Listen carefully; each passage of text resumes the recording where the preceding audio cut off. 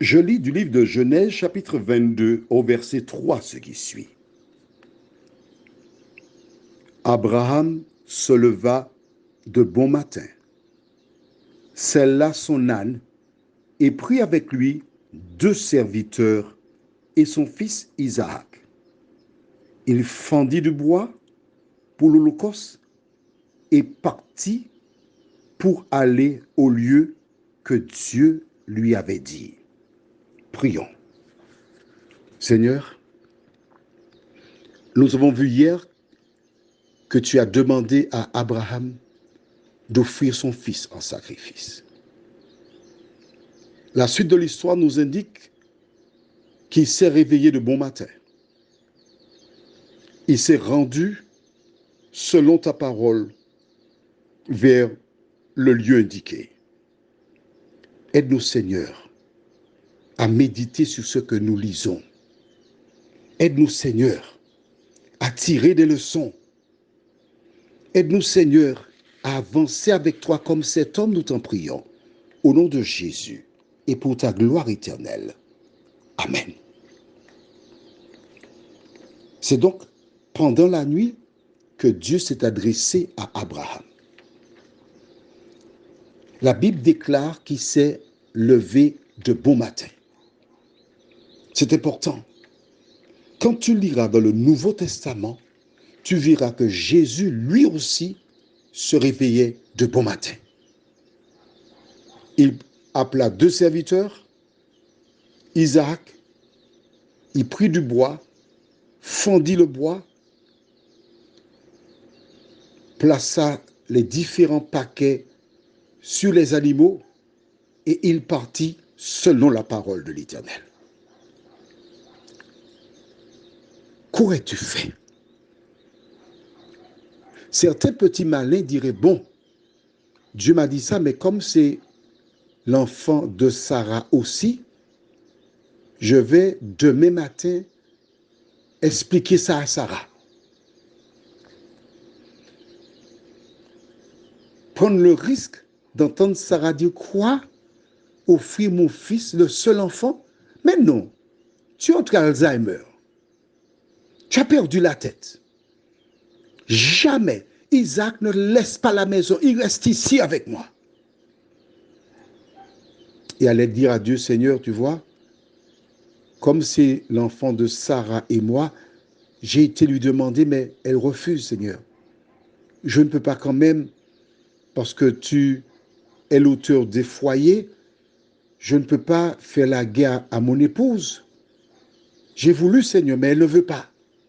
Donc je ne peux pas faire cela. Est-ce que c'est ce que fit Abraham? Non. Il n'a pas demandé à Sarah son avis. Il a obéi à la parole de Dieu.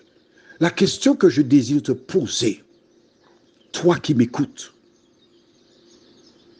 en ce soir, a-t-il bien agi? Ne te presse pas pour répondre. Prends le temps pour examiner la situation, le contexte et tout ce qui va avec. Si c'était toi, aurais-tu obéi à la parole de Dieu? Alors, que dis-tu? Oh, beaucoup disent oui. Mais oui, bien sûr. Oui, pas ni pouchi, on dit aux Antilles. Oui, on n'a pas besoin de se justifier. Oui, oui, oui, oui, oui. Aurais-tu fait comme Abraham? À la lumière de tout ce que nous avons comme fait, moi je pense que j'aurais fait comme Abraham. Oh oui, parce que Dieu a démontré qu'il pouvait faire ceci, puis il a dit, y a-t-il quelque chose qui soit impossible à faire? Ah, j'aurais fait comme Abraham.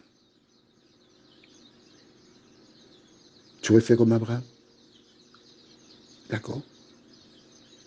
Alors explique-moi, comment, lorsque nous lisons la parole et tu découvres des choses que tu ne connaissais pas, as-tu accepté tout de suite les paroles nouvelles qui viennent de la parole de Dieu? Est-ce que tu as fait cela? Si oui, tant mieux. Mais si tu ne l'as pas fait, tu ne peux pas répondre oui. Car vois-tu, à différentes étapes de la vie, Dieu nous parle comme il le fit pour Abraham. Obéissons-nous à la parole de Dieu. C'est ça qui est important.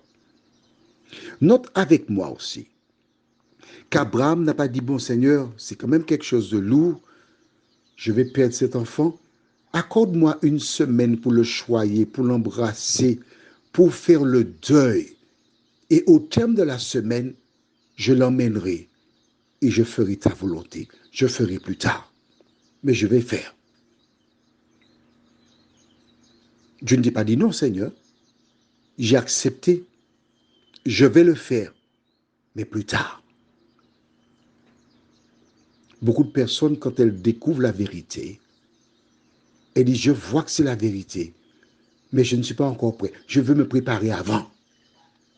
Je veux attendre.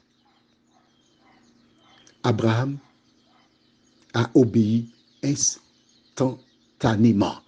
Il n'a pas renvoyé à plus tard.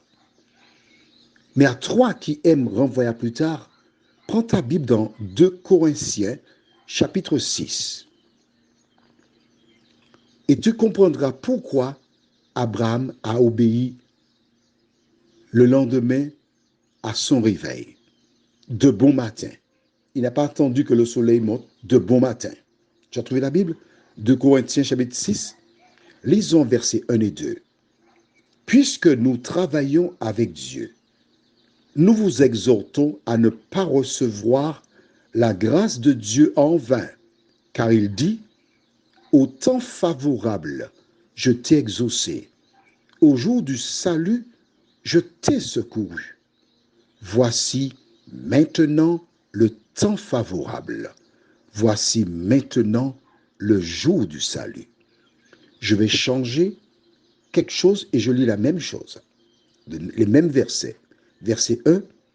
Puisque Jean-Claude travaille avec Dieu, Jean-Claude t'exhorte à ne pas recevoir la grâce de Dieu en vain, car il dit, au temps favorable, j'ai exaucé Lily, au jour du salut, j'ai secouru Lily, voici maintenant le temps favorable, voici maintenant le jour du salut de Lily. C'est ce qui est marqué là. Voici pourquoi Abraham ne pouvait pas renvoyer à plus tard. Et toi, que fais-tu de la parole? Prions. Notre Seigneur et notre Dieu, combien nous te sommes reconnaissants pour l'exemple qu'Abraham nous a laissé. Merci pour cette grâce. Merci pour la puissance. Merci pour le salut. Merci pour la vie éternelle que nous avons en Jésus-Christ. Seigneur, jusqu'à présent, nous avons voulu faire les choses à notre manière. Mais à la lumière de ce que nous venons de découvrir, Seigneur, nous te demandons de nous aider à t'aimer suffisamment, te faire confiance en conséquence, afin que nous agissions comme Abraham, ne pas renvoyer à plus tard. Fais-nous cette grâce, nous t'en prions, au nom de Jésus et pour ta gloire éternelle. Amen. Je te souhaite une bonne nuit sous le regard de Dieu.